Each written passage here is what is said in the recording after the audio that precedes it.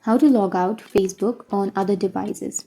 So if you want to log out of your Facebook from other devices, tap on your Facebook and open up your Facebook application. Once you've opened, you can tap on the upper right, which has that three dot icon. Go for settings and privacy, and then tap on settings. And now tap on account center, and here you can choose password and security under your account settings. And here you will have login alert, or you will have where you are logged in.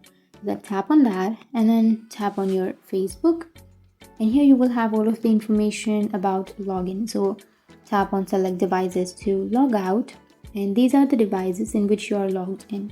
So if you want to remove any device, then you can simply tap on the device. So for example, I'll be choosing my laptop, and once you tap on the device that you would like to log out, tap on logout, which is on the bottom of your screen, and it says that you will no longer be logged in on the selected devices. So tap on logout, and that's it. You have been successfully logged out on all of these selected devices. So that's how you can log out of Facebook on other devices. And if you have any questions, feel free to comment below. Thanks for watching.